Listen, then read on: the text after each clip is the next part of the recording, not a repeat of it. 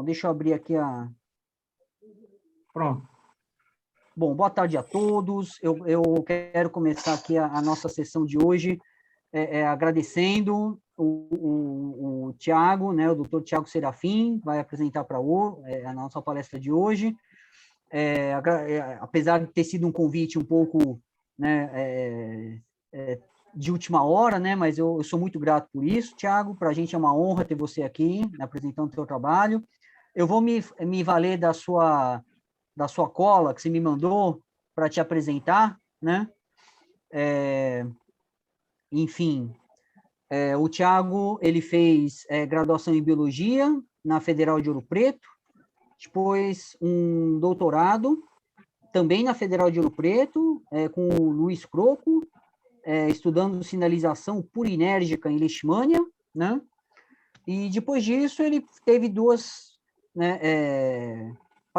pós-docs, né, um em Glasgow, trabalhando, né, com RNAi em Trypanosoma brucei, no grupo do Jeremy Mottram, né, e depois ele foi para o grupo do Jesus Valenzuela, né, trabalhando, né, com desenvolvimento de leishmania no NIH, e atualmente ele é um current, né, agora ele é um Research Fellow do NIH, também no grupo do Jesus Valenzuela. Eu conheço o Tiago há alguns anos, a gente se conheceu, se eu não me engano, num congresso em Caxambu, na Sociedade Brasileira de Protozoologia, e eu fiquei realmente muito impressionado com o trabalho dele, um trabalho lindíssimo, e aí eu tive a sorte de... Ele veio aqui para a Fiocruz, apresentou uma palestra para a gente no IOC, também lembro que foi uma jornada muito prazerosa, e eu realmente fiquei muito impressionado com a qualidade dos resultados, com a trajetória, com a persistência com a qual ele perseguiu a defesa, né, de uma teoria, né, de uma hipótese, que se mostrou muito, como é que fala? Uma quebra de um paradigma antigo, né, na parasitologia, e essas quebras de paradigma muitas vezes são muito difíceis, né?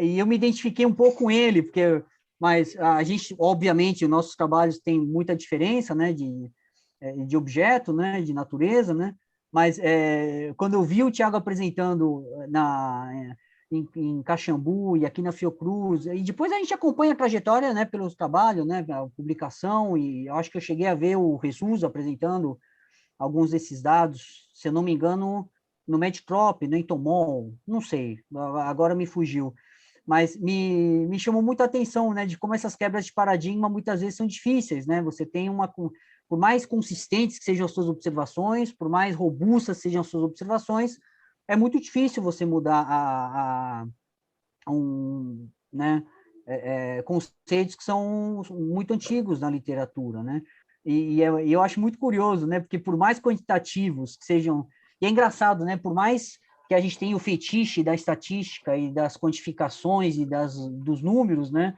essas quebras de paradigma muitas vezes só acontecem com dados qualitativos, né, quando você mostra uma imagem, uma foto, um vídeo, né, e eu tive a impressão que isso aconteceu com esse trabalho, né, de que existia uma tonelada de evidências, assim, as mais sólidas possíveis, mas a única coisa que convenceu as pessoas foi ter um vídeo lá, mas eu fiquei realmente muito feliz quando isso aconteceu e publicaram numa revista de altíssimo nível, né? E é um trabalho que realmente vai ficar, né? Vai marcar é um breakthrough, né? E que tende a ser, né? Como é que fala? É, com certeza, se já não está, né? Deve estar nos livros texto mais atualizados, mas com certeza é um trabalho que vai mudar figuras de livro-texto, né? Bom, eu finalizo te agradecendo muito, Thiago, tá? Para a gente é uma honra ter você aqui, eu estou muito feliz de poder assistir a tua apresentação, tá bom? Obrigado. Muitíssimo obrigado, Fernando. O prazer é todo meu de estar aqui. Muito obrigado pelas coisas que você disse. E realmente lidar com essas questões de paradigma é, ao mesmo tempo, prazeroso, interessante, porque aguça, né? Mas é bastante, vamos dizer, é muita bateção de cabeça, vamos assim dizer. E realmente, isso é uma das coisas que foi muito bacana ter encontrado com o Fernando. Isso foi lá em 2016, se não me engano, 2017, quando a gente primeiro conversou sobre esse assunto. E, curiosamente, a gente tinha assim, desenhos experimentais parecidos e trabalhos bem parecidos, com focos diferentes, mas assim, foi muito bacana. A gente teve uma troca de intelectual muito bacana. E uma das coisas que o Fernando me disse na época foi assim, justamente sobre essa questão de quebra de paradigma. Mas e aí? Tem um bocado de dados, mas tipo assim, parece que precisa ver o negócio, realmente. E depois daquilo, dessa conversa, lá, alguns anos atrás, eu comecei a falar, como é que eu vou realmente mostrar essa parada? E aí eu comecei uma jornada atrás de como fazer para mostrar o fenômeno que eu vou começar, que a gente vai tratar a partir desse momento, da forma mais simples possível. Ou seja, além de todos aqueles números, de todos os dados, como que eu faria para poder visualizar o fenômeno? E aí é disso que eu quero tratar com vocês. Agradeço novamente, Fernando. Uma das coisas que Jesus me disse quando eu comecei a enveredar para esse trabalho, que felizmente eu tive muita liberdade a partir do momento que eu me juntei ao grupo do Jesus, é que é 7 anos. Esse é um número que Jesus tem de 7 anos quando você publica alguma coisa breakthrough ou que muda algum conceito muito antigo, né, no field, e ainda a gente está longe de 7 anos, então tá tudo tranquilo. Isso aí já estou acostumado com as críticas. Deixa eu ver como é que eu faço para fazer sharing no screen aqui. Está autorizado aí, Thiago. Ok. Tá tudo certo aí? Vocês conseguem ver? Sim, estamos vendo. Beleza.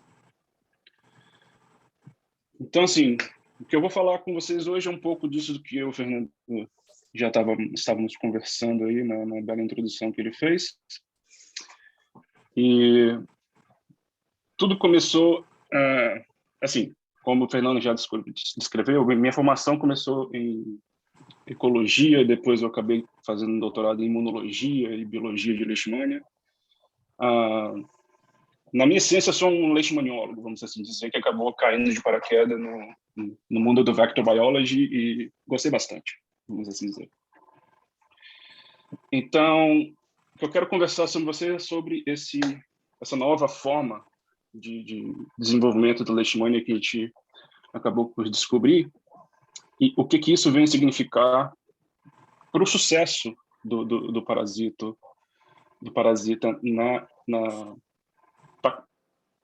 para colonizar em si o inseto vetor, e não só isso, o que isso significa, o conhecimento dessa nova forma biológica do parasito para eficiência de transmissão, inclusive. Então, eu só gostaria de começar a falar sobre, eu não sei o quão, acho que muitas das pessoas que estão na plateia são muito familiares com vector biology, mas com leishmania não sei qual seria essa amplitude.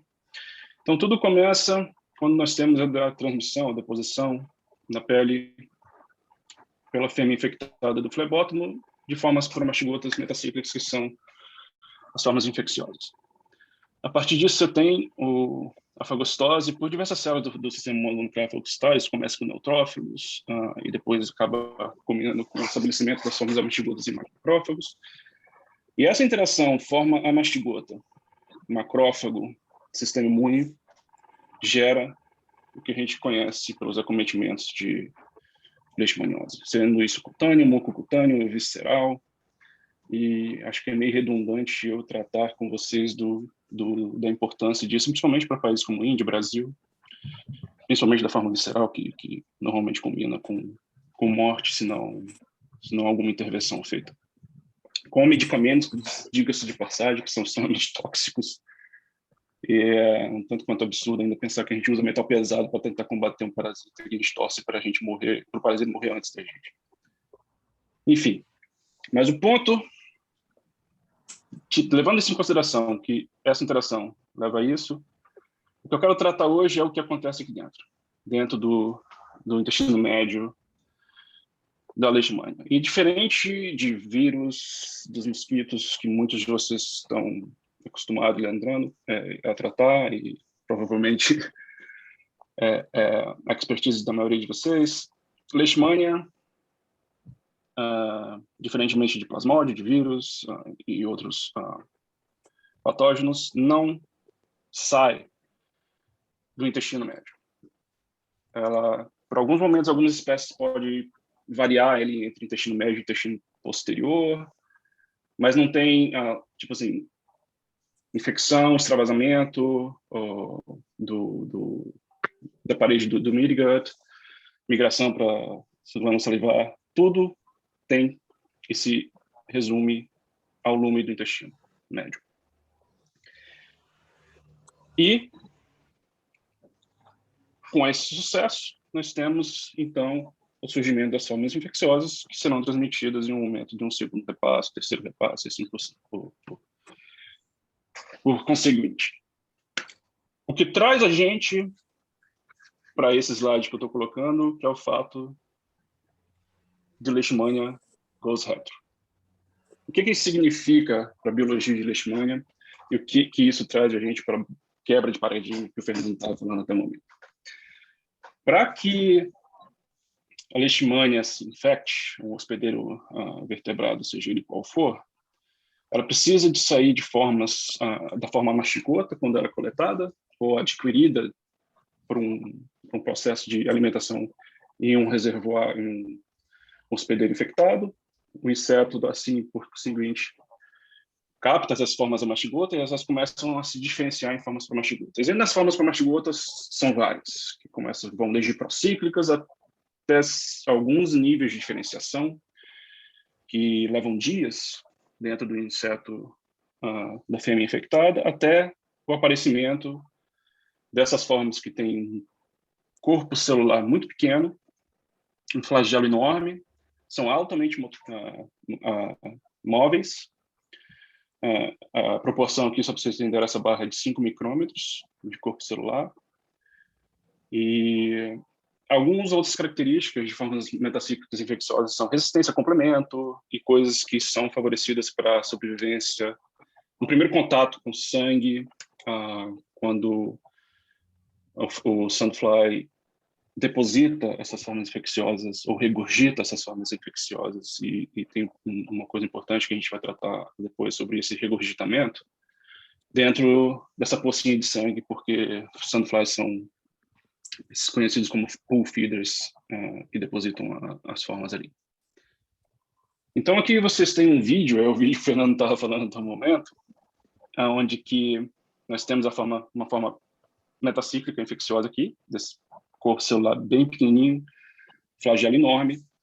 E quando você tem uma fêmea de sandfly pronta para transmitir, ou seja, altamente infecciosa, com a quantidade de parasita no seu midgut absurdamente grande, e a grande proporção dessas formas de promastigotas que estão infectando o inseto são infecciosas. Ou seja, normalmente isso acontece em torno de 10 a 12 dias em laboratório, para sair da forma amastigota inicial até a forma infecciosa dentro do inseto. E nessa proporção a gente consegue encontrar em torno de 80% da população total, depois de 12 dias, sendo formas infecciosas. Em torno de 100 mil formas por inseto. E aí, a partir do momento que o inseto transmite, ou seja, adquire um novo repasse sanguíneo, o que acontece é, a partir do momento que o sangue entra em contato com essas formas, que essas formas entram em contato com o sangue, é o que vocês vão ver em seguida. Você tem o flagelo começa imediatamente a ser reciclado ou ser simplesmente excretado, não sei, a gente não sabe exatamente o que acontece, e aquele corpo celular pequeno começa a aumentar significativamente, e depois de em torno de 16 a 18 horas você vê que a célula divide. Então, por que o Fernando mencionou anteriormente que isso é uma quebra de paradigma? Porque as formas infecciosas metacíclicas até esse ponto, ou que tem na literatura até hoje, que a gente já está nessa luta de quebra de paradigma, é que elas eram consideradas terminalmente diferenciadas. Ou seja, dali para frente, era infectar o vertebrado e acabou.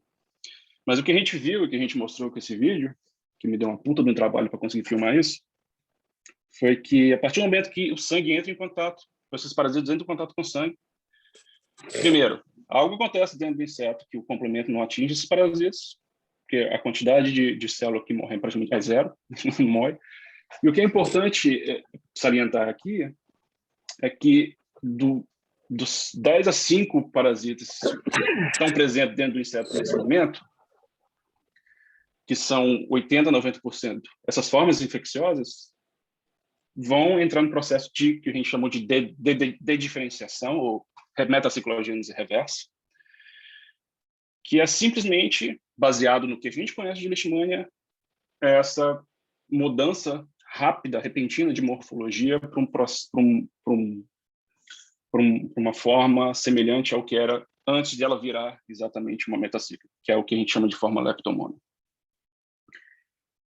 E por que eu estou falando morfologicamente? Porque para a leishmania, diferente de outros organismos, a gente conhece muito pouco de marcadores moleculares e outras coisas que a gente possa dar identidade para essas promastigotas. É muito característico as questões morfológicas, e essa forma que surge a partir da metacíclica a gente chamou de retroleptomona.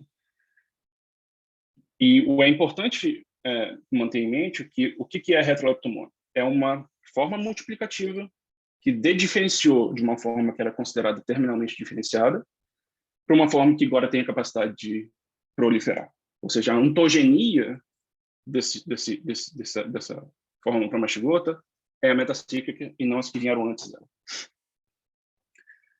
Agora, se ela é diferente do que ela voltou, aí é uma coisa que a gente vai discutir daqui para frente. Como que a gente chegou nesse ponto? Antes de eu ter esse vídeo, o que eram os hard numbers que o Fernando estava falando que a gente tinha? A gente simplesmente fazia o que normalmente era feito em laboratórios, a gente efetuava a infecção dos insetos com formas amastigotas semeadas em sangue. E no caso aqui a gente usou forma Leishmania infantum, sangue de cachorro. E depois que esses parasitas se desenvolviam para um processo de infecção madura, ou seja, lotado de formas infecciosas, a gente simplesmente permitiu que eles transmitissem, ou seja, um processo de transmissão. E aí eu simplesmente resolvi ver o que acontecia com... Porque a gente sabe, já temos há bastante tempo na literatura, que o que é transmitido do inseto para o vertebrado é em torno de 100 a 500 formas, ou seja, 99,9% do que desenvolveu dentro do inseto fica dentro do inseto, não sai dali não. Então, o que acontecia? Porque essa grande maioria de parasitas ficava lá, o que acontecia com tudo? E daí, a gente foi avaliar. Então, nesse gráfico de cima aqui, nós estamos, aqui obviamente nós estamos falando de Lutzomia longipalpis e Leishmania infantum. Em cima nós temos a quantidade de parasitas por intestino médio por fly. E você vê que no começo você tem uma quantidade de número bem pequena, e isso vai crescendo a partir com o passar dos dias, isso é comum, até que chega um ponto, 1,2 vezes a 5 parasitas por inseto, que é uma quantidade enorme para os longipalpis principalmente, e que isso não cresce mais, principalmente pelo fato de que, nesse ponto aqui, a quantidade de formas infecciosas é praticamente a maioria da população, em torno de 80% em média. E é verdade, a forma metacíclica não multiplica. Por isso que se tinha todo esse dogma em torno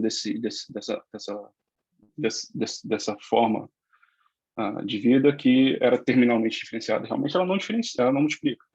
Naquela condição que ela se encontra. A gente nunca respeitou a biologia do inseto e nunca fez as perguntas em torno da biologia do inseto para ver o que estava acontecendo com os parasitas. A gente pegava e infectava, somente quando você quer ver em questão de infecção, esperava o bicho se desenvolver, normalmente sem dar nenhum outro alimentação sanguínea, e depois transmitia e ficava por isso mesmo. Porém, a gente sabe que todo sandfly, seja ele concordante ou não concordante, a partir do momento que ele fez a oposição, que demora em torno de 5 a 6 dias, ele vai procurar um outro repasse sanguíneo, invariavelmente. Porém, aqui nesse momento, por exemplo, quando uma infecção madura, nós temos 80% de formas infecciosas nessa quantidade, e simplesmente a gente permitiu que esses insetos fossem fazer uma segunda alimentação em um animal não infectado. E aí aqui a gente usou tanto galinha, quanto camundongo e hamster. O efeito é praticamente irrelevante, é sempre o mesmo efeito. Se você olha no dia 3, 24 horas depois, o número é idêntico. E aqui nós temos a diferenciação em azul, ou é um grupo que não teve essa segunda alimentação, em laranja ou E2, o grupo que teve essa segunda alimentação. O número de parasita, como a gente já esperava e já era sabido, não se altera, porque o que é transmitido é muito pouco. Então, permanece constante. Porém, quando você olha para a estrutura dessa população, as formas infecciosas desaparecem. E é muito rápido, em torno de 24 horas, você não vê mais nenhuma forma infecciosa ou metacíclica.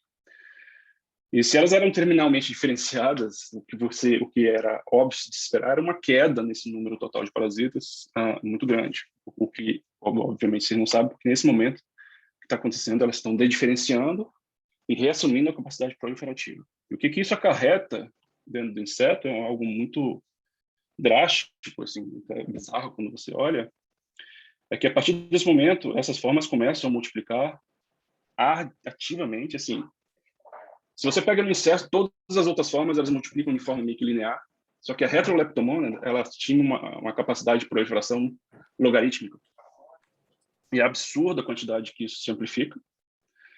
Enquanto que o sangue está presente, obviamente, você não tem forma infecciosa, porque ela está toda se multiplicando enquanto Heteroleptomona, e o número começa a aumentar. E a partir de 3 dias depois da segunda alimentação, que foi dia 12 até dia 15, o sangue começa a ser digerido e é excretado, e uma grande quantidade de parasita vai embora, normalmente, e aí, a partir desse momento, o sangue vai embora, essa Heteroleptomona, ela assume o caminho de diferenciação para a forma infecciosa, metacíclica, chamando o processo de metaciclogênese novamente. O que isso tudo acarreta dentro do inseto você tem uma população muito maior de parasita e muito mais homogênea, se você compara isso com isso. Ou seja, você tem muito mais parasita e uma forma muito mais homogênea de população que tem capacidade infecciosa. Só para vocês terem uma visualização de que aqui nós temos os intestinos médios de Lutzomyia longipalpis. Quando você tem um inseto que simplesmente fez o primeiro repasse sanguíneo, captou as formas dos macrófagos com formas infecciosas, você tem o bolo alimentar, aqui na matriz peritrófica, na porção posterior do intestino médio, e aqui a porção anterior do intestino médio está praticamente translúcida, com nenhuma presença de parasita ou nada. No dia 6, você vê aqui na porção posterior, você tem essa formação meio esbranquiçada, que são formas procíclicas e nectomonas de leishmania colonizando essa porção posterior. E aí, com o passar dos dias, como eu havia mencionado anteriormente, você tem o processo de diferenciação que acontece continuamente. E os triggers desse processo de diferenciação a gente não conhece bem ao certo. Tem alguns trabalhos mostrando já na literatura que a deficiência de purina ocasiona esse processo de diferenciação, mas não é somente a ausência de purina, tem outras coisas que a gente ainda desconhece. Mas o que acontece, de fato, é que você tem a migração para a região anterior, e você tem as formas metacíclicas colonizando essa região anterior, próximo à válvula estamoidal. E aí, nesse momento que vocês viram, foi feita a segunda alimentação, a transmissão. Como vocês puderam observar nos números, a grande maioria desses parasitas continua presente dentro do intestino, só pouquíssimos são transmitidos, e vocês podem ver que aqui na região interior, o sangue passa através dessa abertura que já está meio que bloqueada, e de uma forma que fisicamente eu não consigo entender como isso acontece. O inseto não tem absolutamente nenhum problema para se alimentar nesse momento aqui. Então, o sangue passa através desse bolo de parasita aqui que está na região anterior, e aquele processo de desdiferenciação que vocês viram acontece principalmente aqui. Tem parasita nesse processo? Alguns parasitas são carregados nesse processo para cá? Sim.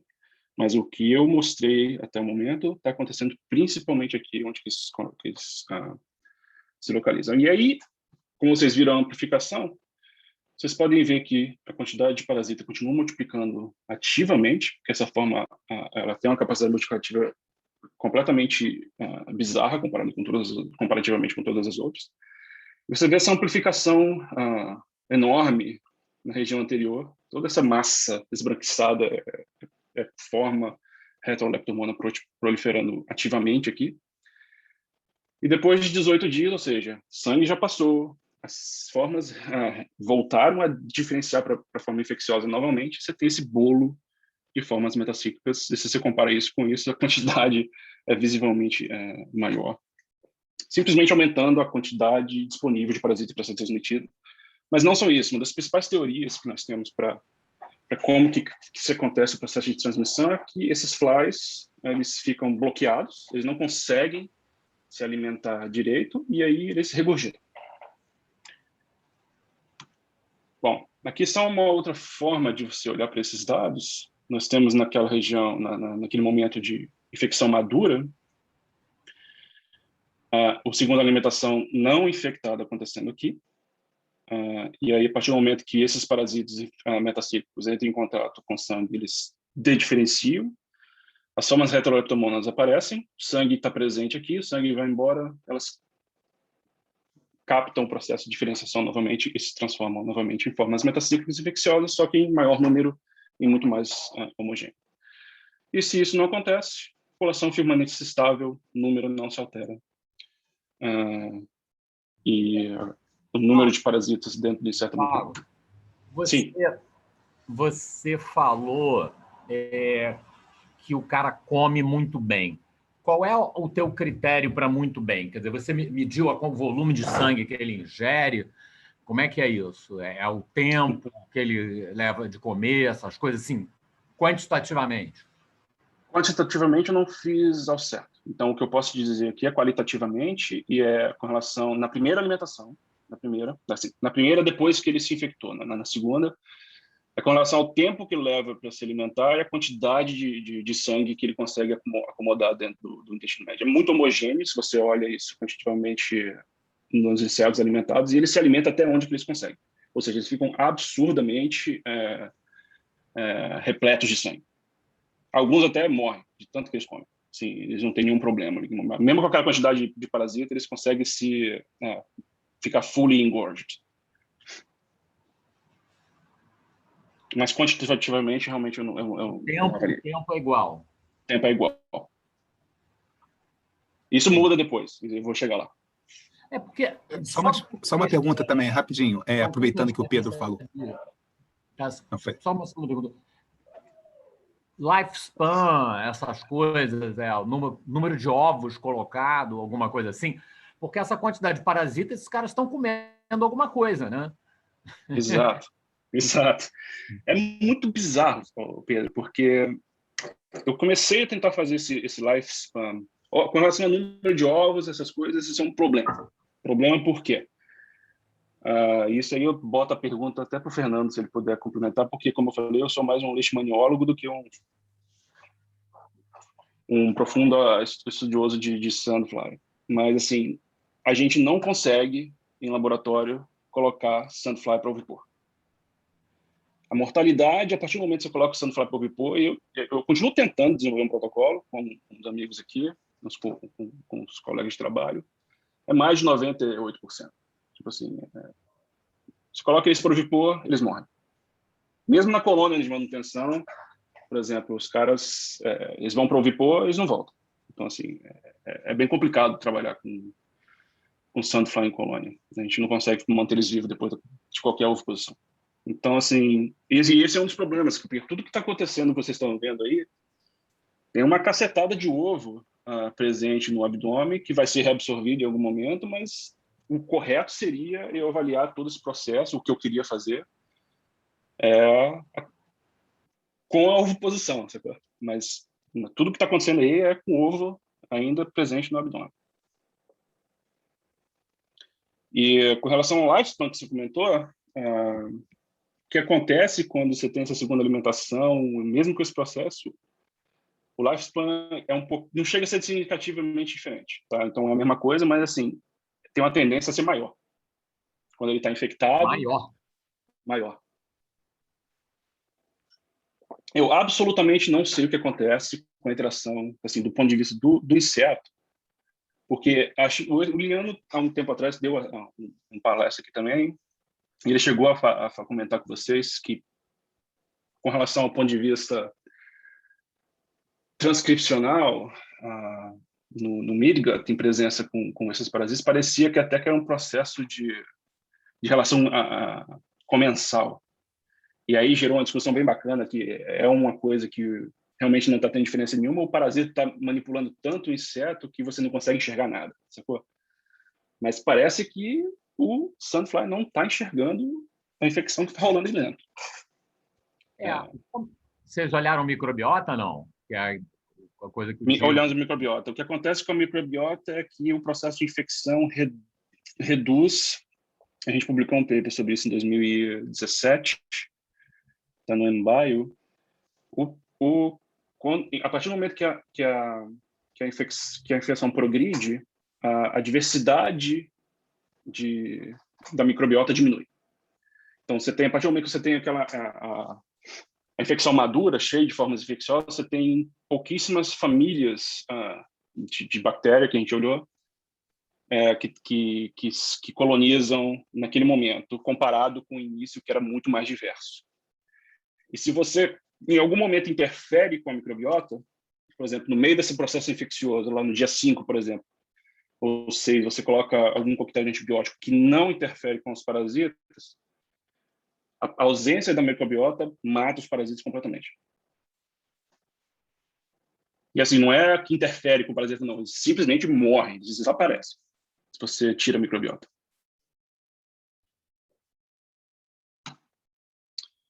Bom, tudo bem? Respondido? Posso continuar?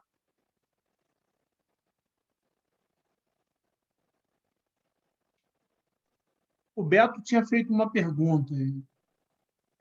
Era até rapidinho, porque deixasse passar, de repente voltava, mas aproveitando que o Pedro falou, por exemplo, você falou que em termos de alimentação, eles ficam bem homogêneos, né? Ou seja, tipo, quase 100% fica fully engorded, né? A Sim. pergunta era se, por exemplo, a quantidade de sangue ingerida ela ia interferir nesse processo de retrotransformação. Ou seja, se o bicho ele pica só um pouquinho e sai, e aí ele será que isso acontece ou ele precisa estar full engorded? Ou você só olhar o full engorded? Não, é uma pergunta muito boa. O trabalho foi desenvolvido simplesmente com full engorged, porque era o que dava para fazer, porque senão é realmente uma quantidade de trabalho absurda. Mas no começo eu tenho alguns dados em que eu separei alguns que eram parcialmente alimentados, que eu considerava assim, tinha metade da quantidade de sangue visível no abdômen. E o processo ele é gradativo, então você tem um dose dependente com relação ao sangue. Você tem metade da quantidade de sangue que entra, metade da quantidade que consegue voltar. Só que eu não usei isso para o trabalho porque eu queria ver o processo na sua forma mais absurda possível, ou seja, no processo mais ideal possível, porque eu estava querendo provar o que estava acontecendo com o parasita. Sim. Deixa eu te perguntar uma coisinha, uma curiosidade em cima da pergunta do Beto. Esses partially engorged, você separou eles, foi um evento ocasional ou você controlou a alimentação deles? Não, é exatamente isso. Como eu não controlei o tempo de alimentação, assim, não controlei, assim, a gente sempre deixou, o protocolo que a gente usa de 1 a 3 horas de animais fazendo a transmissão. Em pouquíssimos casos, você tinha uns que se alimentavam parcialmente. A maioria ficava bem homogênea. E nesses que se alimentavam parcialmente, sei lá o porquê, eles não tinham uma quantidade maior de parasito, eles, por qualquer motivo que não tenha nada relacionado a quantitativamente a quantidade de parasito presente, comparado com os outros que se alimentaram completamente, eles tinham um efeito parcial na retrodiferenciação. Na segunda alimentação, porque uma coisa que a gente faz às vezes, eu sei que isso está muito longe da situação natural que vocês estão avaliando, mas uma coisa que a gente faz às vezes é alimentar diluindo o sangue, sabe? Ou então alimentando só com plasma, ou então alimentando com diluições mesmo do sangue, né? E aí você meio que mimetiza um input nutricional menor. Porque é muito difícil você controlar o reflexo do inseto, né? Ainda mais desses insetos que se alimentam muito rapidamente, né? Acaba virando uma coisa meio tudo ou nada, né? Exato. Então, uma coisa que a gente faz aqui, às vezes, é isso. Para você meio que simular essa alimentação parcial. Não sei se aplica ao teu modelo, mas, enfim, é uma... Aplica, e assim, eu só não fazia parte do meu desenho experimental porque eu queria ver numa situação de alimentação ótima, vamos assim dizer. Mas assim, o início desse projeto foi até inclusive tentando alimentar eles artificialmente, e tudo isso que eu estou falando aqui é colocando eles para alimentarem um animal não infectado. Sim. Que obviamente é muito mais eficiente, né? Mas se você tenta fazer um feeder, por exemplo, a eficiência de alimentação é muito reduzida. Sim. E aí esses alimentos... Sim. Oi, desculpa, aqui é o Álvaro. Uma pergunta, não sei se você vai falar disso também, que fatores induzem a diferenciação da metacíclico para retroeletromona? Sim, isso eu tenho dado, ainda não está publicado, não coloquei aqui. Eu tenho um dado publicado, mas assim, eu tenho alguns outros experimentos que eu fiz mais com isso. Só que assim, composto que está presente em plasma, que promove a diferenciação, é a adenosina. Adenosina, inosina, adenina, essas purinas promovem a célula a diferenciar. Se eu coloco ela simplesmente com nenhum outro composto, em PBS, em presença de adenosina, por exemplo, a metacíclica volta para a retroleptomona. Porém, não é só isso. Tem mais coisa que eu não sei o que é. Fatores no soro, você fala? No soro. Purina... E temperatura. Pensando que essas purinas também vão estar na pele depois da transmissão, mas não vai ter formação de retroeletromona na pele. Purina, temperatura eu não olhei. Tudo que eu fiz até hoje foi a temperatura de 25 a 27 graus. Obrigado. Mas assim, purina com certeza.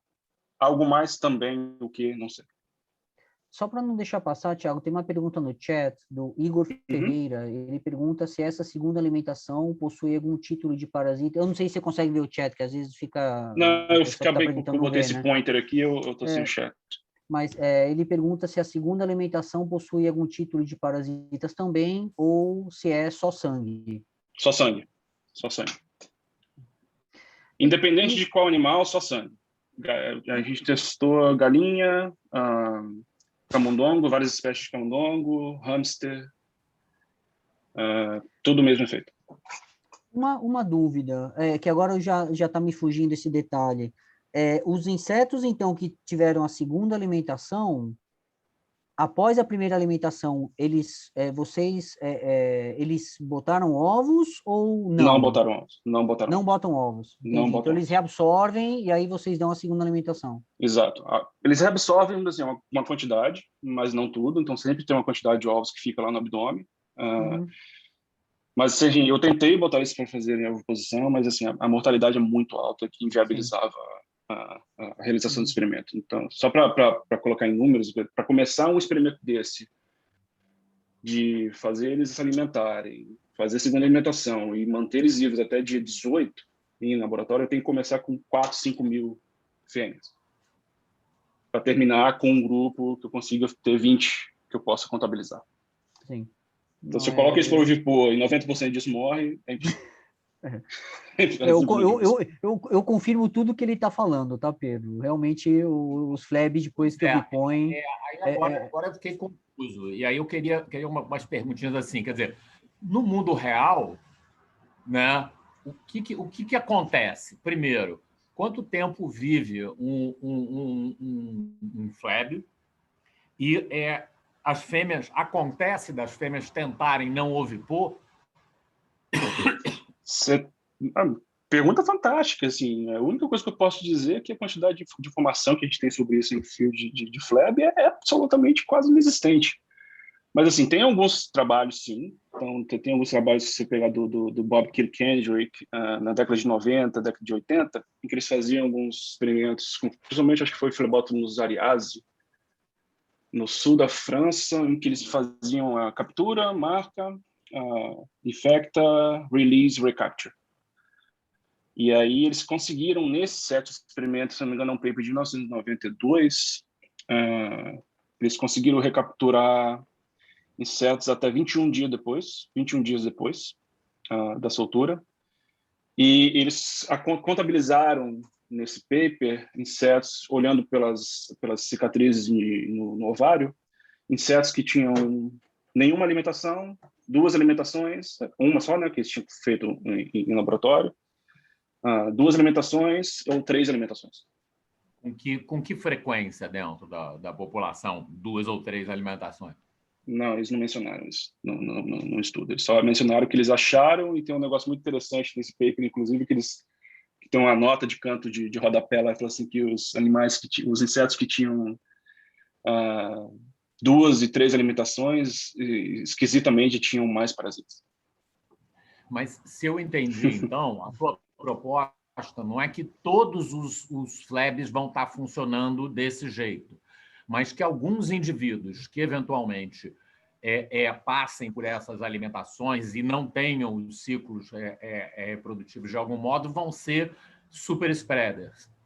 Exatamente. E aí a gente vai chegar no ponto dos dados, em que eu tento mimetizar esse processo mais natural, que isso vai fazer sentido, porque a sua pergunta é extremamente importante, porque se você pega trabalhos de FLEBs que avaliaram em população natural a quantidade, isso tudo por PCR, porque achar parasita em FLEB, em field, é praticamente impossível, é muito difícil.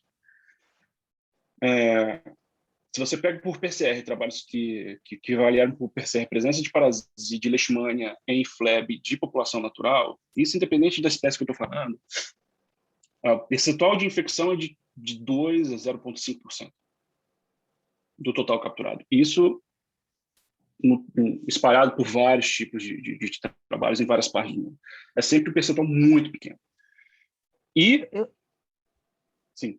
Não, eu acho assim, essa questão da oviposição que o Pedro destacou, de quem morre, quem não morre, eu acho que a gente tem situações muito contrastantes e discrepantes. É muito difícil a gente tentar mimetizar em laboratório o que provavelmente ocorre na natureza, e no caso de flebotomínio sabe-se muito pouco, né, sobre o que acontece de fato na natureza, né? Você tem muito poucos trabalhos avaliando isso no campo, né? Essa questão da longevidade, a gente não tem bons marcadores, é realmente bastante complicado. Agora, a gente tem no laboratório, aqui no Rio, algumas condições nas quais a gente consegue fazer uma segunda alimentação depois da oviposição, né? Então, agora, não é uma coisa trivial. Então, eu acho que eu acho que o que pode acontecer na natureza é que o ciclo do inseto ele não vai ser sempre fully engorged, né? Isso é um artefato de laboratório. Absolutamente. Né? Todo mundo fully engorged, então você vai ter alimentações parciais e oviposições parciais também, de acordo com a alimentação. Então, muito provavelmente o que acontece é um próximo intermediário, porque e uma coisa, em laboratório, a gente tem longevidade para a Lutzomia longipalpis, que é mais ou menos os valores da literatura, 20 dias, 21 dias, 25 dias, Isso vai depender muito se o bicho é limitou de sangue ou não. Uhum. A alimentação sanguínea geralmente encurta o tempo de vida, né, das fêmeas. A gente viu isso com primeira alimentação, a gente viu isso com segunda alimentação. E agora, esse efeito do parasita de estender a longevidade, né, e isso é uma coisa muito, muito interessante, né? Eu realmente acho isso. Mas só queria destacar, assim, que realmente é muito difícil você conseguir fazer essas coisas em laboratório com Fleb, e as condições que a gente tem em laboratório são completamente artificiais, né? Um troço assim. Absolutamente. Não, no caso do Thiago, ele é o filé mignon da coisa, né? Porque ele faz as infecções em animal, né? A primeira e a segunda são em animal, a primeira não, né? A primeira é a infecção. A primeira foi artificial. Esse dado que eu estou para mostrar agora vai ser em animal. Pois é, Tiago, Josias, deixa eu perguntar uma coisa. Na natureza, esses bichos se alimentam de néctar de flores, alguma coisa assim, de seiva, alguma coisa assim? Sim. Eles Isso normalmente não poderia estar... Eles se alimentam... Isso não poderia estar controlando tanto a carga parasitária quanto também o estresse, né, da alimentação e esse bicho viver mais, de repente, na natureza? Pode, absolutamente, porque assim, eles se alimentam não somente de néctar, na verdade o que acontece, eles pegam essas flores também, eles adoram. Eu estou tentando reproduzir esses dados que eu achei agora no environment, a gente está fazendo um projeto bem grande em Bihar, na Índia, a gente está olhando para Phlebotomus argentipes e oviposição e número de alimentações e número de parasita nas regiões de foco de transmissão. E a quantidade de flebótomo que eu consigo capturar em bananeira é uma coisa absurda. Assim. Eles adoram se alimentar em folha de bananeira, só que eles não somente pegam néctar, eles meio que dão uma mastigada na folha, sacou? Uhum. Então eles meio que acabam comendo aquele troço todo. E absolutamente, é a coisa que a gente tem que avaliar. Eu pensei num experimento tipo assim, alimentar, na segunda vez da alimentação dele, dar alguma coisa, uma molécula, um antioxidante, no caso, assim, e dar uma olhada como que o bicho se comportava, né? Fernando, experimento para você fazer. Pois é, né? Eu não estou dando conta dos parasitas, sabe? Pois é, na verdade, assim, só complementando a questão do Thiago, que provavelmente ele viu isso no campo, né? Fleb gosta muito de fruta, sabe? Então tem até uns trabalhos muito bonitos do Schlein, em Israel, né? Vendo preferência por fruta, eu acho que é manga, ameixa, damasco, tem uns trabalhos bastante bonitos mostrando que os Flebs eles gostam, né, eles, né, gostam de dar fazer um pool feeder, né, só que na fruta, né, bebendo suco de fruta, né. As soluções açucaradas que a gente mantém eles entre as alimentações sanguíneas em laboratório, obviamente mantém a progressão, aquela progressão que vocês veem do dia 1 até o dia 6, até o dia 12, é mantida em açúcar, 30%. Então, assim, obviamente vai ter diferença. A gente só não estudou isso ainda. Não, e tem todos os trabalhos mostrando que a sacarose, o açúcar acaba sendo um sinalizador para o parasita migrar. Tem aqueles trabalhos do Paul mostrando a utilização da sacarose pelos parasitas, né? Inclusive, a gente publicou recentemente um trabalho muito interessante, fazendo propaganda, né, Merchan? Que se você muda a alimentação açucarada, você tem parasitas que eram considerados... Tem aquela classificação, né, se o parasita ele se desenvolve no intestino médio ou no intestino posterior, né? O comportamento do parasita muda completamente. A gente teve Leishmania mexicana se desenvolvendo no intestino posterior, como se fosse Leishmania tarantulae, mudando a alimentação açucarada. Então, claramente, a alimentação açucarada tem um papel importante aí. Essa progressão de número que está aqui, de 0 até 10 a 5 parasitas por inseto, é mantida no açúcar. Daí vem a alimentação sanguínea e faz toda a diferença. Esses dias aqui é tudo mantido no açúcar, então sim, vai ter diferença, a gente só não estudou. Bom, então, mais uma coisa, né? Mais uma coisa. Mas aí precisa de mais gente estudando isso, né? A gente é muito pouco estudando Fleb. Bom, continuando aqui, eu vou voltar nas questões do Pedro. Então, assim, essa questão do super spreader, fique-se em mente que a gente eu vou voltar para esse assunto. O que eu fiz a partir desse momento foi tentar retomar a teoria para o que seria mais próximo, dentro das condições limitadas de laboratório, que a gente pudesse fazer perto do natural. Ou seja, primeira coisa, infecta animal, tratando como se fosse um reservoar, e deixa os Flebs não infectados irem lá numa lesão de pata de camundongo infectado com Leishmania major, por exemplo, no caso aqui de Phlebotomy pulpatase, ou um hamster infectado com Leishmania infanto. Eu fui lá, simplesmente coloquei o animal infectado dentro de uma cage e deixei os Flebs se alimentarem randomicamente onde eles quisessem por uma hora, até eles ficarem fully engorged. Em hamster é um bocado complicado, porque você tem que esperar em torno de 6 a 8 meses para o animal apresentar algum sinal de que a infecção pegou, e aí você poder fazer o experimento. Leishmania major com uma tegumentar, em torno de 2, 3 semanas você já tem uma lesão, é fácil de fazer. Isso aqui é bem complicado. Mas o ponto importante aqui é que eu peguei esses Flebs logo depois que eles fizeram a alimentação no animal e quantifiquei a quantidade de amastigotas que eles adquirem. Ou seja, é extremamente variável e muito pouco. A mediana, independente da espécie que a gente fala aqui, em torno de 50 a 80 parasitas. Ou seja, muito pouco. Muito diferente daquele porrolhão de amastigota que a gente coloca no sangue e espera 12 dias para o parasita se desenvolver, o que por si só é uma coisa bem absurda, se for falar por ele. Vou infectar um Fleb e o Fleb vai ficar 12 dias zanzando lá, esperando a porcaria do parasita se desenvolver para poder transmitir. Isso não vai acontecer. Então, assim, o que eu estou querendo salientar aqui é que o tanto que a gente da community negligenciou a biologia do Fleb. Está dando algum eco aí. O tanto que a gente negligenciou a biologia do Fleb para poder estudar o desenvolvimento de Leishmania. Mas, considerando esse número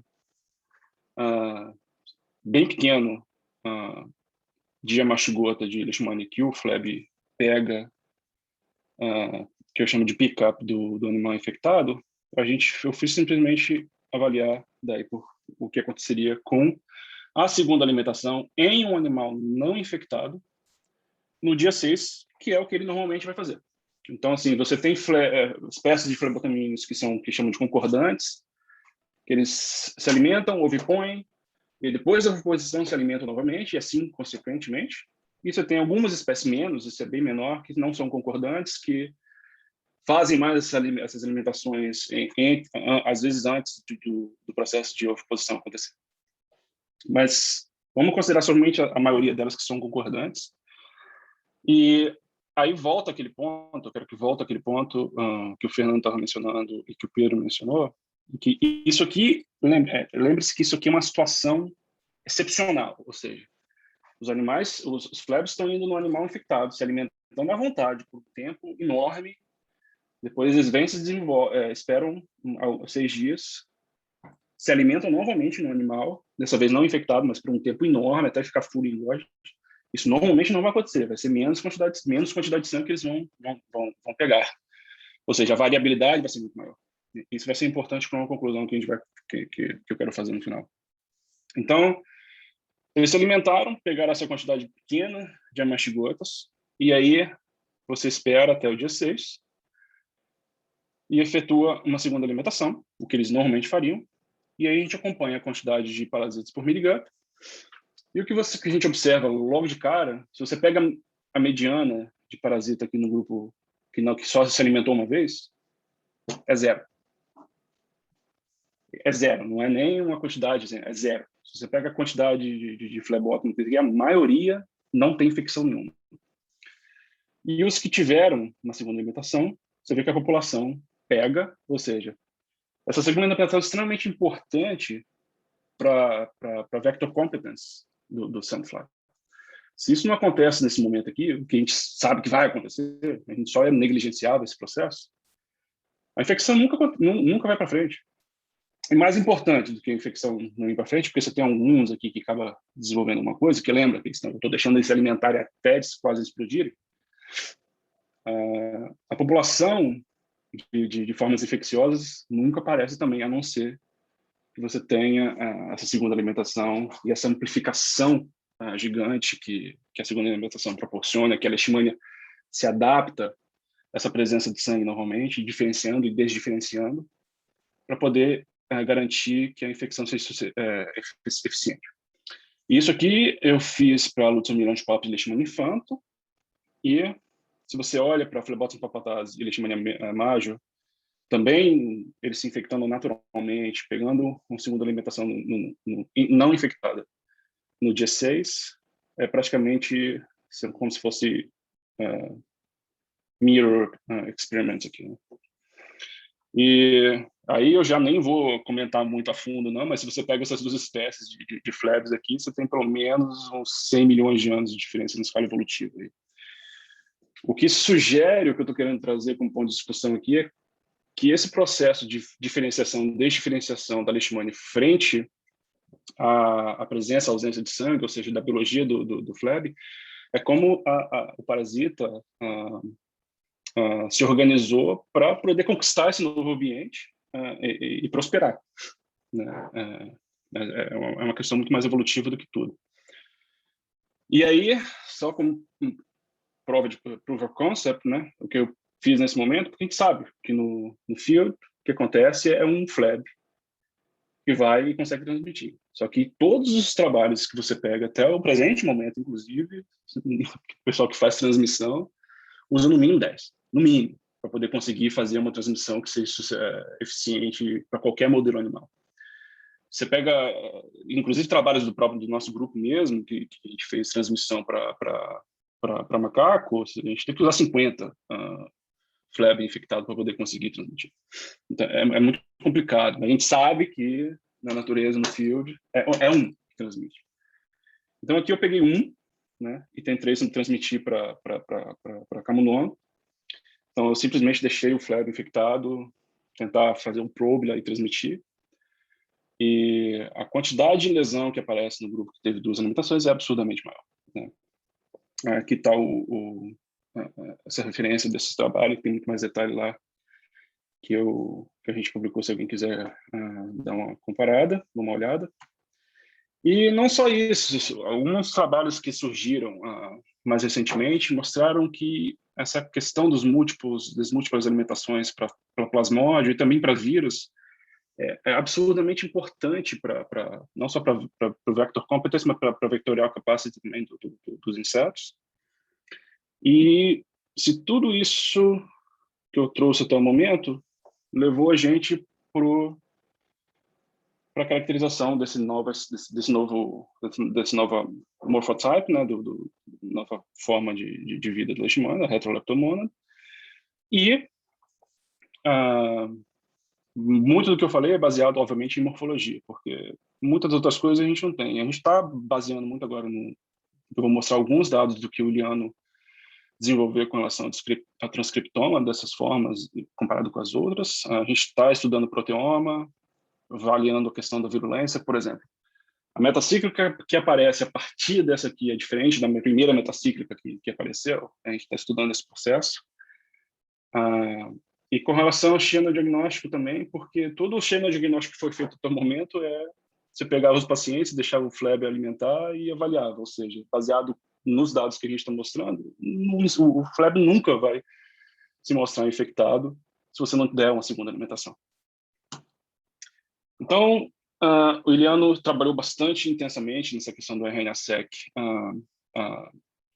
não só das heteroleptomonas, mas como todas as outras formas. Esse paper está publicado, acho que foi do ano passado, em que o que o Iliano mostra é que quando você pega os genes que são diferencialmente expressos, específico para diferencialmente expressos para cada uma dessas formas, né, que você tem a procíclica, que aparece bem no comecinho no bolo alimentar, que diferencia para procíclica, depois nectomônada, depois leptomônada, que vira metacíclica, que vê o sangue novamente, vira retroleptomônada e fica aqui ciclando de forma mais rápida depois, elas têm um padrão transcricional muito característico, assim, obviamente você pega os que são diferencialmente expressos, específicos para isso, comparado com todas as outras.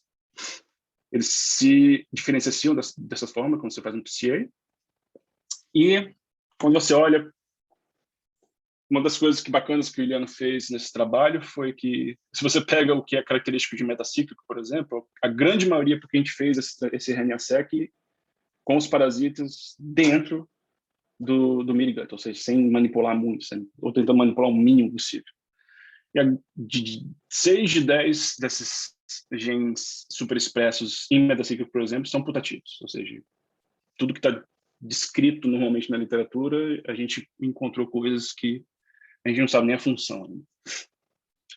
E, especificamente, quando você olha para a retroleptomona, e isso aqui é uma coisa bacana que o Iliano descobriu, que dá uma identidade diferente comparado com a leptomona para essa que voltou da metacíclica, é que se você olha a metacíclica comparado com a morfologia da retro, ela é bem, obviamente, parecida com uma leptomona, que veio... Você tem a lepto que se transforma nessa e essa que se transforma nessa. Então, essas duas têm uma morfologia muito idêntica, muito parecida, foi por isso que eu dei esse nome, retroleptomona. Mas você vê aqui que quando você faz o transcriptional profile da retroleptomona, elas fazem um cluster muito mais próximas da nectomona do que a própria lepto. Ou seja, por mais que morfologicamente essas duas formas sejam muito parecidas, transcripcionalmente a retro é muito mais próxima da lepto, da necto, que morfologicamente é uma forma praticamente 2 a 3 vezes maior. O que isso significa? Não sei. Não sei. A gente tem que validar todos esses signatures que o Iliano achou. Uma das coisas que a retroleptomona tem, obviamente, como eu falei, que é uma forma que multiplica muito ativamente, você tem essa histona H1, que é essa histona esquecida, né, que não faz parte do nucleossoma que estava super, hiper expressa, que normalmente essa histona H1 está relacionada com repressão de transcrição, ou mais recentemente sabe-se que em organismos mamíferos a histona H1 está muito relacionada não só com repressão de transcrição, mas também com ativação de algum processo transcricional específico em alguns locais específicos de transcrição de alguns grupos de genes. Essa proteína de membrana putativa e, obviamente, quando mencionei para vocês, isso aqui foi bastante surpresa para mim, 3 linhas e 5 linhas nucleotidases. Purina é bastante importante para a leishmania, porque elas não fazem síntese de novo. Algumas purinas estão envolvidas nesse processo de induzir a dediferenciação da meta para a retro. E uma das signatures da retro é essa 3 linhas nucleotidases, que foi descrita como importante para a metacíclica, principalmente em mamífero, para escapar das netoses das nets que são produzidas por neutrófilos, mas obviamente retro não vai ser transmitida, porque ela só aparece depois que o animal se alimentou, seja estranho falar, então não tem nada a ver com relação com net de neutrófilo que vai estar presente no mamífero, ou seja, é só uma informação que eu estou dando para vocês, mas provavelmente isso aqui está relacionado com o metabolismo de purina, que é importante para a leishmania e que é importante para ela ter diferenciar. E se tudo isso que eu falei para vocês foi chato o suficiente, eu peço só 3 minutos do tempo para vocês. Só umas coisas. Se eu entendi, certo, que são específicos da retroleptomonas principalmente esses 3. E diferenciam da necto, são só esses 3? Só. Não só da necto, de todas as outras. Tá. Não, mas é porque a necto colabou ali no teu... Colabora, mas isso aqui é diferente, a retro tem diferente da necto e das outras. Mas só tem 3 justamente por isso, porque é muito próximo da necto. Legal. O que eles fazem, a gente não sabe ainda, a gente tem que ver. Tem que validar. Uai, por que não tem net no intestino do inseto? Pode ter, não sei.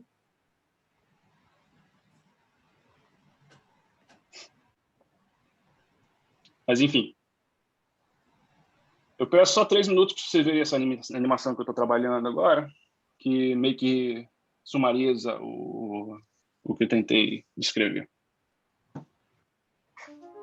This figure describes colonization of the sandfly midgut by Leishmania parasites and the role of multiple blood meals in transmission. When this sandfly takes an infected blood meal, macrophages infected with Leishmania mastigotes pass into the abdominal midgut and become encased in a peritrophic matrix. Amastigotes differentiate into motile procyclic promastigotes, divide sluggishly in the blood bolus for 2 to 3 days, then differentiate into nectomonid promastigotes. Most parasites are lost with the undigested blood, but a few escape and attach to the midgut wall. 5 to 6 days after the infected blood meal, nectomonid promastigotes differentiate into leptomonid promastigotes that attach to the midgut. Haptomonid promastigotes also appear attached to the stomadeal valve. Ontogeny of haptomonid promastigotes remains unclear. It is now time for the sandfly to lay its mature eggs and feed again. Rejuvenated by a second blood meal, leptomonid promastigotes replicate rapidly for 2 to 3 days, ensuring midgut colonization. At this time, a soluble promastigote secretory gel fills the anterior midgut. About 3 to 6 days after the second blood meal, leptomonid promastigotes differentiate into infective metacyclic promastigotes. Meanwhile, haptomonid promastigotes continue to colonize the stomadeal valve. It is time for the sandfly to lay its eggs for a second time and to seek its third blood meal. This sandfly is infectious. As it attempts to feed, the promastigote secretory gel blocks the anterior midgut, making it difficult to imbibe blood.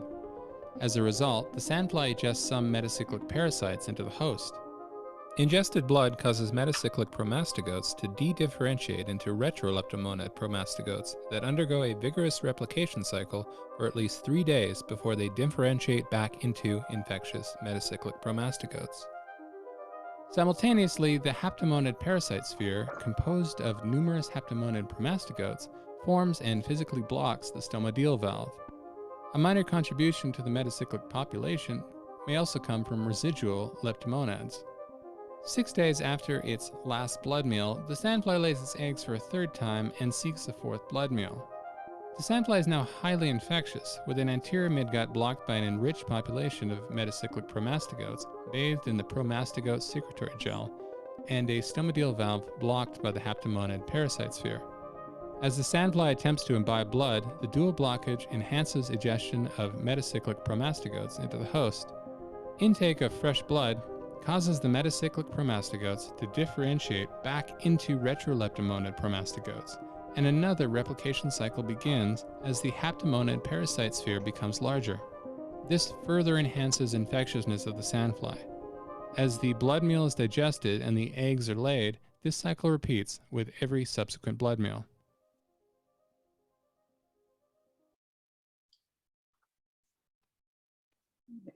É isso. E uma das coisas que eu não cheguei a mencionar, mas que é uma consequência importante das múltiplas alimentações, é o que a gente batizou de HPS, Haptomonas Parasite Sphere, é que essas formas promastigotas que a gente não sabe exatamente de qual outra que ela surge, a ontogenia dela é bem não clear ainda, elas formam essa esfera que justamente se localiza na válvula estomoideal, fazendo um plug físico da entrada do intestino médio, e a partir desse momento, ou seja, Pedro, que você mencionou anteriormente, se eles não têm mais dificuldade, se eles demoram mais para se alimentar, a partir da terceira alimentação, sim. A partir quando esse plug aqui se desenvolve, aí sim, eles têm uma dificuldade absurdamente de ficarem fully engorged. Não que eles não consigam, mas eles demoram muito mais tempo.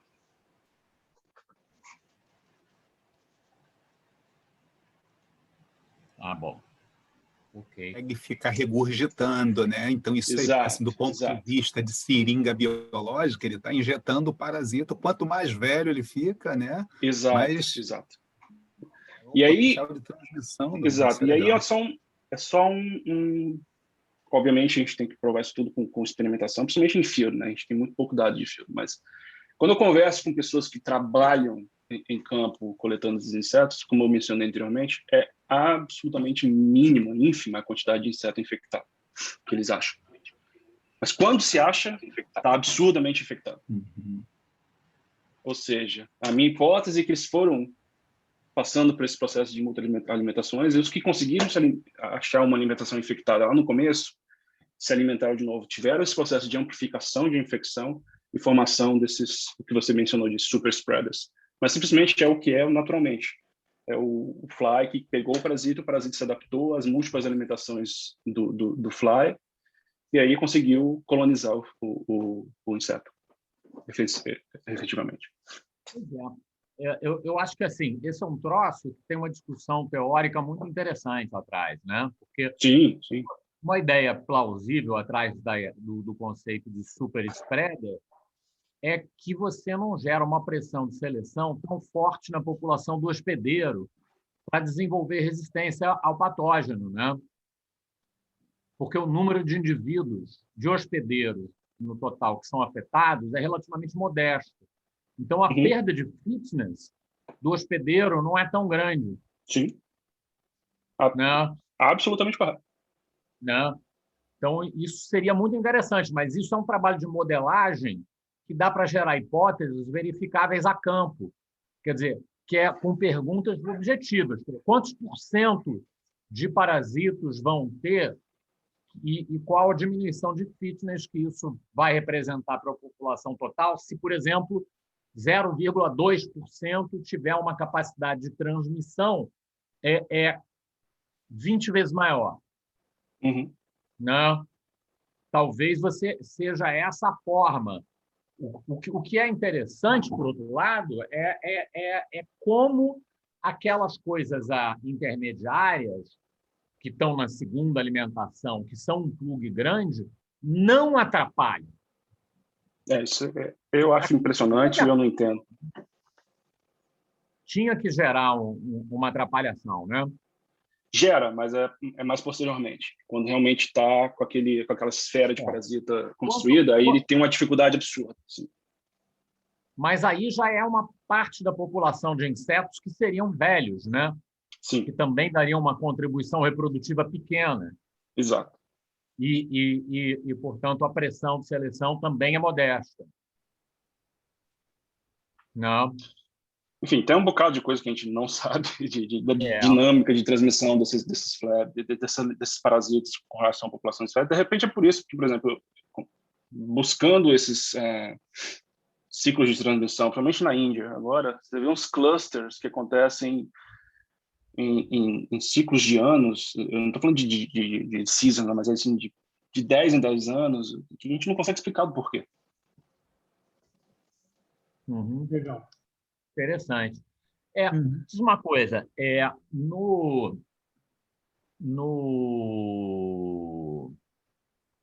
você olhou, por acaso, a possibilidade de sinais que induziriam essa diferenciação dentro do inseto? Você olhou as purinas e tal, dá para entender pela sua história por quê. Sim. Mas dentro do inseto, o que você acha que poderia ser? A única coisa que eu sei também dentro do inseto é purina. Que a única experimentação que eu fiz aí, eu fiz uma experimentação bem controlada, no açúcar, depois da infecção, eu coloquei adenosina diluída no açúcar e fui ver a diferenciação. Não aparece forma infecciosa. Deixa eu pegar uma carona, Thiago. Não aparece? Não aparece. Você tem uma diminuição do aparecimento da forma infecciosa significativa. Se você põe adenosina purina no açúcar, por exemplo. Ou seja, na ausência de purina, que a partir do sangue vai sendo digerido e vai embora, você tem um trigger ali para diferenciação e depois, quando a purina chega de novo, para desdiferenciação. Porém, não é só isso. Tem mais alguma coisa que eu não sei o que é. Então, me chamou só uma coisa. Só, Lugulho, se eu terminar... Tá bom. A gente tinha descrito em Aedes, foi um trabalho do Zé Henrique, mostrando que quando o cara come sangue, para a produção de ROS pelo intestino. Quando sai o sangue, ele para. Tem um trabalho do Dillon, que eles olham isso, embora eles não deem muita atenção, é muito claro que a mesma coisa acontece. Tá?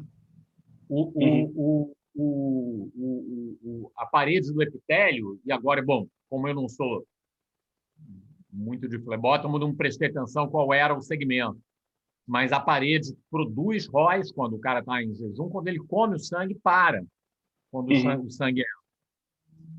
Não sei se volta depois no final, isso eles seguramente não tinham.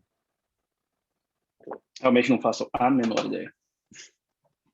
Mas a ideia é interessante, porque o cara faz esse processo que você está chamando de desdiferenciação nessa parte que já não tem mais sangue mesmo, né? Exato.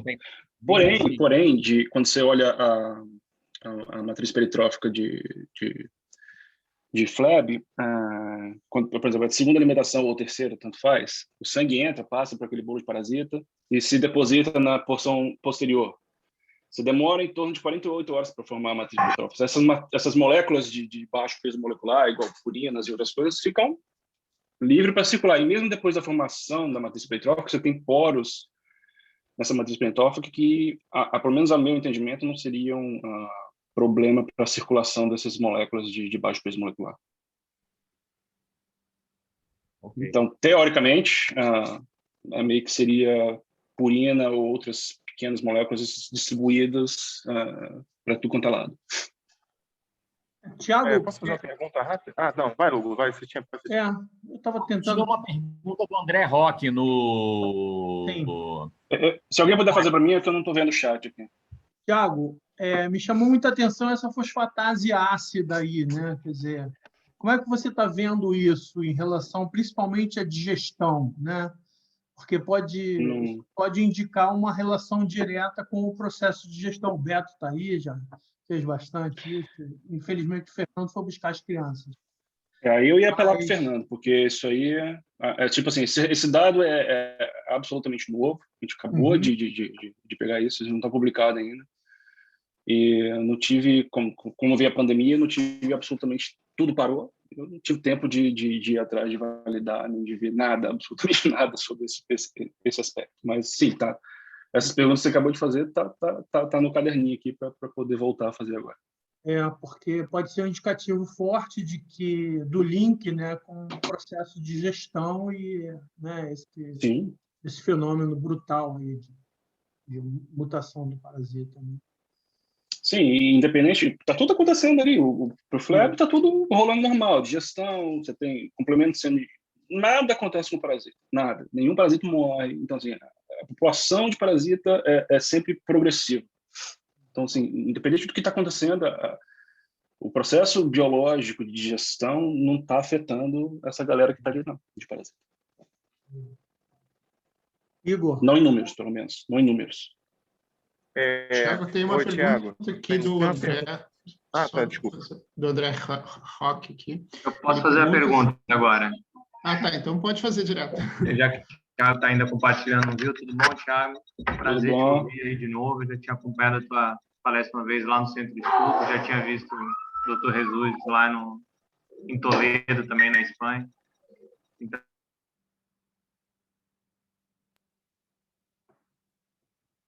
testada com... Oi, está me ouvindo? Sim, estou ouvindo. Travou um pouquinho, André. Melhorou agora? Sim. Tá. A segunda alimentação é sempre testada com sangue de mamífero. E eu sempre... Não.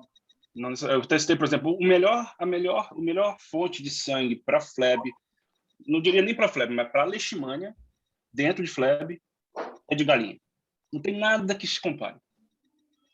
Então, essa era exatamente a minha dúvida, porque eu estava entendendo que a segunda alimentação sempre vinha de um outro mamífero. Eu sempre me perguntava como é que isso acontece nas áreas, se ele se alimentasse com sangue de um bicho que, teoricamente, pudesse ser refratário à infecção por leishmania, se essa interação com esse sangue manteria essa potencialização ou até mesmo pudesse debelar essa infecção. Quando eu fiz o experimento pela primeira vez com galinha, assim, eu fiquei abismado, porque no paper tem os experimentos com sangue de galinha lá, o número é absolutamente maior, é uma coisa bizarra. Tipo assim, para a leishmania, independente do que acontece, quando o Fleb faz uma segunda alimentação em galinha, é melhor, comparado com qualquer outro sangue de mamífero que eu testei. Então, bom, então a minha pergunta ia ser ao contrário. Então, eu estava imaginando já exatamente o oposto.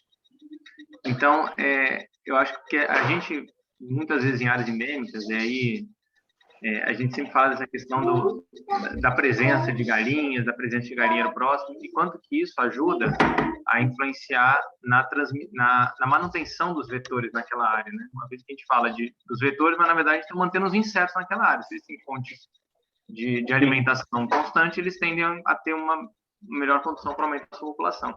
Então, nesse caso, a presença de galinheiro pode não só aumentar o número populacional, como aumentar a competência efetiva desses vetores se eles tiverem essa segunda alimentação em galinha. É a minha hipótese, absolutamente. Para a leishmania, assim, com relação aos aspectos do que o sangue de galinha acarreta para o Fleb em si, oviposição, longevidade, isso aí eu não tenho conhecimento para te falar, mas para o parasita, tá ótimo. Beleza. Valeu, Thiago. Obrigado. Parabéns de novo. Ali é quando tu faz a segunda alimentação e infecta o hospedeiro, a lesão é mais agressiva, né? Tu falou. Não, a lesão não é... Isso é um ponto importante, porque quando a lesão que aparece, elas são muito parecidas. Ou seja, você não tem diferença da virulência, assim, quando aparece, por exemplo, comparado ao que teve menos alimentação. Só que o que é drástico no que teve a segunda alimentação é que a quantidade de lesão que aparece é muito maior. Tá, mas então, a lesão é diferente. Isso é porque, tu acha que é porque a forma do parasita ali infectante mudou ou pela quantidade que vai ter? Porque vai ter uma quantidade maior, né? Porque tu tem indicação que também a forma infectante não é a mesma, né? Depois que ele passa na retro, ele pode não ser igual, né?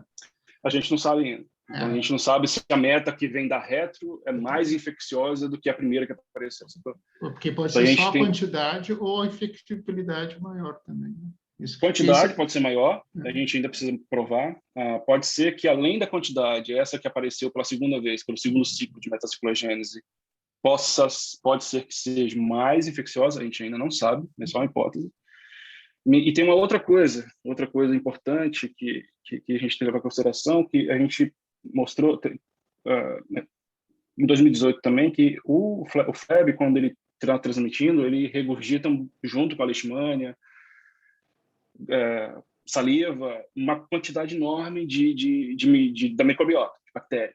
Então, assim, a gente não de inflamação, de controle de inflamação absurdo, que favorece o estabelecimento da infecção, inflamação de lesão.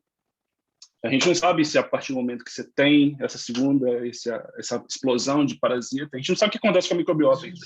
Às vezes tem mais microbiota, tem mais microbiota que causa um efeito de exacerbação de lesão, a gente não sabe.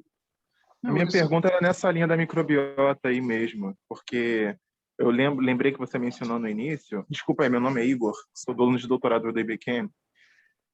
Parabéns, Thiago, eu gostei muito da apresentação. Mas a partir do momento que você viu na segunda alimentação que ele estaria selecionando alguns grupos de bactérias, né?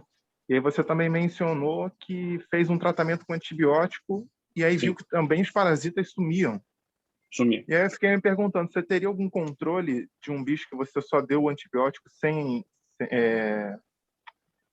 você deu um antibiótico, não sei se você testou o parasita, porque a minha dúvida é, será que esse antibiótico não está pegando também outro parasita? Enfim.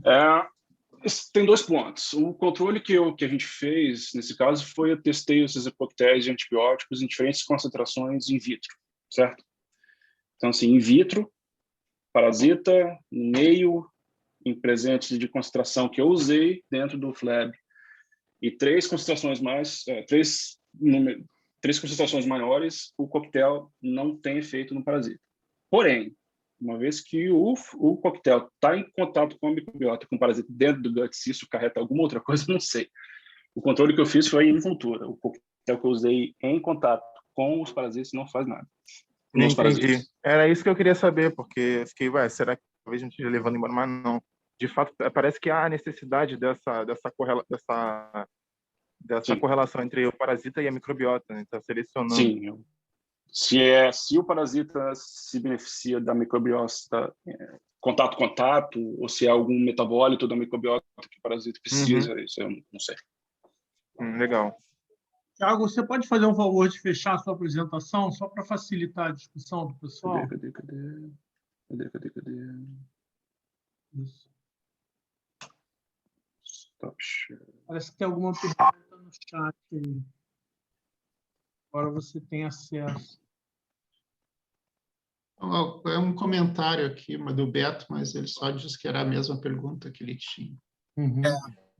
Isso porque, na verdade, você falou que na retroleptomonas elas pareciam mais as nectomonas do que, né? Ou seja, agrupavam mais, né, na parte com relação ao transcriptoma, né? O transcriptoma dela agrupa exatamente com a necto, mas morfologicamente ela é absolutamente diferente da necto. Ela é exatamente igual a lepto. Só fiquei curioso com relação a depois o potencial infectivo das metacíclicas que eram oriundas dessas novas formas aí. Se você por exemplo, se elas são mais agressivas em termos de estimular mais ou menos o sistema imune de um hospedeiro vertebrado, né? Então, se teria alguma correlação em termos de recrutamento de neutrófilos e, né, ou seja, de toda a exacerbação de resposta imune no hospedeiro vertebrado, né? Como é que seria isso? Boa pergunta. Eu não sei. Eu gostaria de saber também. Por que eu fiquei intrigado? Porque no seminário ai, meu Deus, como é que é mesmo? Do Roger, né, que apresentou, que trabalhou com Paul Bates, com as formas, com leishmania mexicana, vendo aquelas as diferentes formas e tudo. Ele comentou uma coisa interessante, que num experimento que ele fez, se ele misturasse, por exemplo, formas nectomonas com formas metacíclicas e injetasse no camundongo, a resposta, isso parecia que tinha uma resposta diferente e que isso acabava matando as formas metacíclicas. Ou seja, a infecção parece que não ia muito para frente. Aí até discutiu, será que as nectomonas têm alguma coisa que modula o sistema imune e acaba exacerbando a resposta e matando as metacíclicas? Mas, assim, pensando nessas metacíclicas, que, na verdade, voltaram a uma forma que parece uma nectomonas, né, em certos aspectos, depois ela retorna com a metacíclica, como é que seria essa interação com o sistema imune, por exemplo? Seria uma resposta, acho que interessante, que deve surgir daí. Tu falou uns 3 projetos diferentes aí. Muito legal. A sugestão é fácil. O falar é fácil, né? Exatamente. Não, é bom, porque assim, são perguntas que estão aí para ser respondidas. Assim. A comunidade... Não, e a avenida que você abriu, né? A comunidade de Leishmania Flabre precisa de mais gente mexendo com isso. A gente é muito pouco. Exatamente. Então, essas perguntas estão aí, estão abertas. E quanto mais gente fazer, melhor. Um ponto que eu gostaria só de ressaltar é que a retroleptomona, ela é ontogenicamente diferente da lepto, porque ela veio da meta. E a lepto, ela veio da necto. Então, assim, o que caracteriza essas formas é a morfologia, ainda hoje. É o que de melhor a gente tem, apesar de ser o de mais simples a gente tem. O transcriptoma da retro, ele é próximo da necto, só que morfologicamente ela é exatamente igual à lepto. O que isso significa, eu não sei. O que eu estou caracterizando, o que eu quero deixar claro, é que a retroleptomona é uma forma que dediferenciou, ou seja, voltou para um estágio de diferenciação anterior da metacíclica. E isso diferencia ela das outras formas. E esse foi o paradigma principal, que ainda dá trabalho para caramba. Foi não de falar da retrolepto em si, mas falar que a metacíclica volta. Esse foi o problema principal. Biologicamente, isso é muito interessante, que você tem o flébio vai envelhecendo, né? E você vai, na verdade, por exemplo, se você tem uma metacicla que tem um potencial infectivo maior ainda, você torna um cara assim, tá, eu estou envelhecendo, mas eu sou muito eficiente na transmissão de formas mais infectivas de um parasita. Agora, você, assim, você mencionou você falou dos dados de transcriptoma, né? Mas tripanosomatídeo tem muita regulação pós-transcricional, né? Sim. Estava lá no programinha fazer o proteoma. Ainda não fez, não, né? Não. Ainda não. Isso aí na verdade, o proteoma eu ainda estou a coletar as amostras para mandar para o Igor de Almeida, lá em El Paso. Mas conseguir essas formas purificadas de inseto é um troço bastante complicado, em quantidade suficiente para poder fazer proteômica. Então, estou na luta para coletar. Tiago, a vida média dessas fases da meta, por exemplo, se ela não passa para o hospedeiro, né, para o vertebrado, quanto tempo ela dura ali no flebotomínio? Tipo assim, a meta, a partir do momento que ela surge, depois de 3 dias que ela surge, naturalmente o inseto pegaria outra alimentação sanguínea e voltaria para retro e assim consequentemente. Porém, em laboratório, se ela vira meta e eu não faço mais nada, então o inseto está ali com 12 dias, ele vai ficar, na minha experiência aqui, com os nossos insetos na colônia, comendo a comida que os insetos comem aqui, a partir do momento que ela vira meta, uns 3 a 4, 5 dias no máximo, a infecção continua bem. Depois disso, pode ser por um motivo que eu não sei se é porque o inseto está muito velho ou alguma coisa que acontece dentro do midgut com os parasitas, a infecção crash. Porque, na verdade, quando começou... Morre todo mundo. Porque quando começou essa explicação, me lembrou, claro que não é mesmo o mecanismo, mas o efeito, né? Me parece, quando tu pega, isso está descrito em várias espécies, mamífero e tal, se tu pega um animal e não deixa ele se reproduzir, tá? Ou tu põe ele com baixa... Tu põe ele com baixa capacidade de alimentação, põe pouco ele alimento. Ele acaba não maturando sexualmente, ele vive muito mais, tá? Que aparentemente isso é um mecanismo já... Bom, se eu estou passando fome, eu não consigo reproduzir, eu tenho que aumentar a minha vida para dar, no futuro, uma chance de reproduzir. Parece que o teu é isso, quando o parasita nota que não está saindo do mosquito, do flebotomínio e está indo para o hospedeiro, ele tenta achar uma via alternativa de se manter vivo. Então, como ele ia morrer em 3, 4 dias, ele volta para o ciclo para tentar multiplicar de novo, para dar uma segunda tentativa de vida dele, né? Um mecanismo parece que a lógica biológica é mais ou menos esse, né? É um shortcut, né? Que ele começa e aí se não tiver a segunda alimentação, na verdade que tem, né? Sempre esteve lá. E aí, mas se ele não vai para o hospedeiro, ele dá um step back, ele dá um passinho atrás para poder multiplicar, porque a partir do momento que ele avança na diferenciação, ele perde a capacidade multiplicativa. Ou seja, o sangue chega de novo, ele dá um passo atrás, recupera a capacidade multiplicativa, aumenta, continua a diferenciação, dá um passo atrás, aumenta, continua a diferenciação. Tipo assim, como se fosse o parasita notasse que o ambiente dele não mudou de flebotomínio para o hospedeiro vertebrado, ele volta para atrás do ciclo para durar mais tempo, né? Alguma coisa assim. Que em termos de lógica biológica é bem interessante esse mecanismo, porque o mecanismo dele é aumentar a sobrevida dele ali no inseto, né? Quando eu olho para... Mas, por outro lado, você tem que pensar que esse é um cara clonal. Então, a minha sensação é que tem uns caras que se especializam em ficar... É como se fosse um órgão do mesmo cara, apesar de não ser tudo junto. Alguns caras vão lá e ficam presos no gogó e seguram.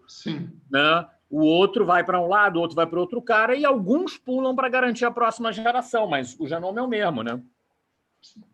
Mas ele está com... E outra coisa, o genoma você tá é o mesmo, mas aí... o estímulo dele é diferente, né? Que ele está tendo, né?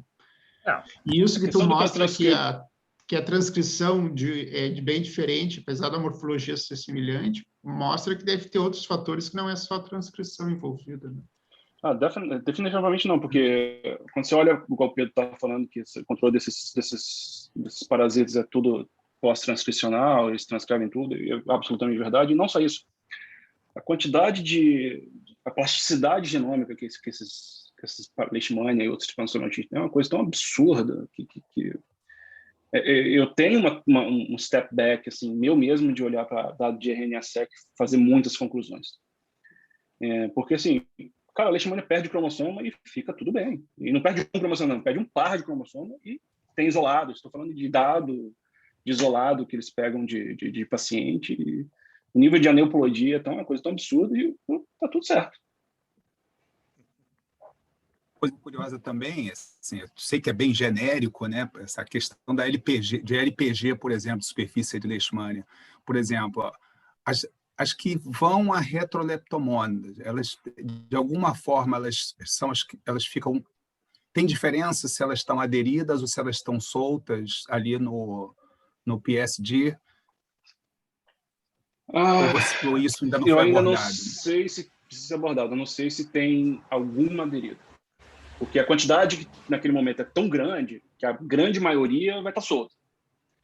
Se tem alguma que está aderida no mid-gut wall ali, é possível, mas eu não sei. Eu precisava desses marcadores, a gente precisa desses marcadores, alguma coisa que eu preciso diferenciar, alguma proteína de superfície que eu consiga diferenciar uma forma da outra para poder localizar elas no mid-gut para fundicação. Assim, a grande maioria está solta, está no lumen. E como tem exatamente isso é interessante também, mas realmente não é tão trivial de se mostrar, né? Legal, Thiago. Gente, mais Thiago, posso fazer duas perguntas? Vocês estão me ouvindo? Sim, o Genta está aí. Sim, é o Genta. Eu tive que sair, desculpa o barulho. Pois é, aqui é o Genta. Oi, Thiago. Eu tive que sair, estou voltando aqui do celular, desculpa o barulho aí. Thiago, são duas perguntas que são talvez mais práticas, né? Seria possível calcular uma taxa de conversão de quantidade de sangue ingerido ou quantidade de proteína? Porque a ideia é que o parasita ele vai utilizar como fonte energética, né? Como fonte de nutriente a dieta do flebotomínio, né?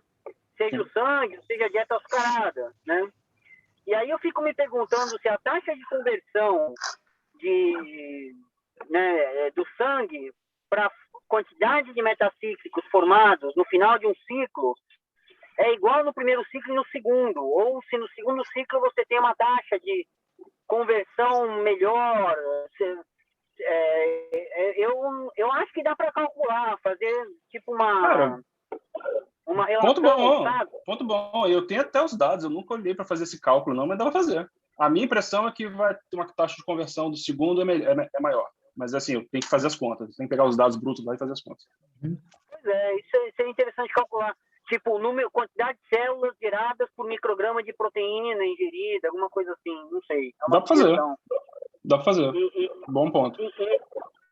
E a outra sugestão, aí já é uma coisa mais impossível, né? Porque você tem os dados, né, de campo de fonte alimentar também, né?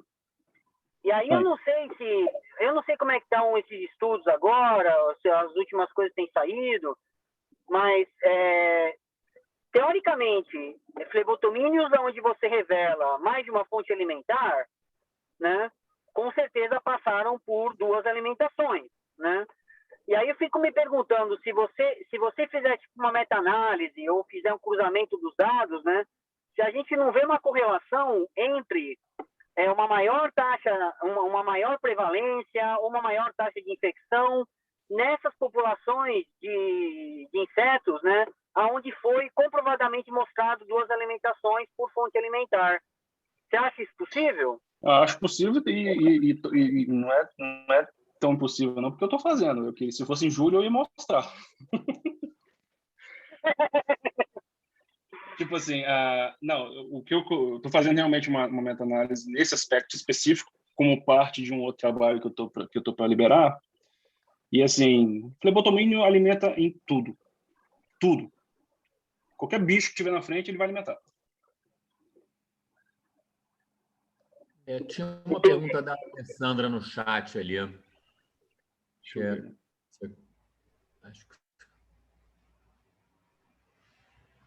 Não sei se ela ainda está aí. Tem. A pergunta dela é sobre relação ao número de formas, principalmente das retros e das que formam a esfera de acordo com o número de alimentação. Principalmente, todas elas aumentam, mas isso é um ponto importante. E há as esferas, as formas essas formas raptomonas que aparecem grudadas por M-desmossomos na válvula estemoidal, de onde que elas surgem, em que momento que elas aparecem lá, eu não sei e a literatura também não sabe. Mas o que é fato é que elas só surgem nessa formação de esfera a partir do momento que você tem 2, 3 alimentações. E elas aumentam em número. E eu não sei se elas dividem ou se alguma outras formas que se aglomeram com elas lá e se transformam naquelas formas aptomonas e formam aquela esfera. Então, ainda não sei. Mas sim, aumenta sim. Good. Ok. Mais perguntas?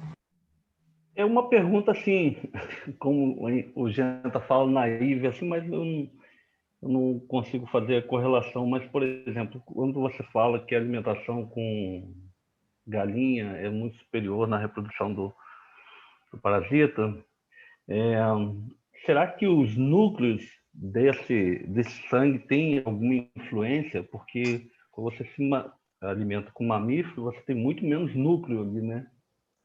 Pode ser, você está jogando a quantidade de nucleotídeo absurda lá, né, que o parasita precisa, que ele não faz síntese de novo, então pode ser um aporte nutricional importante.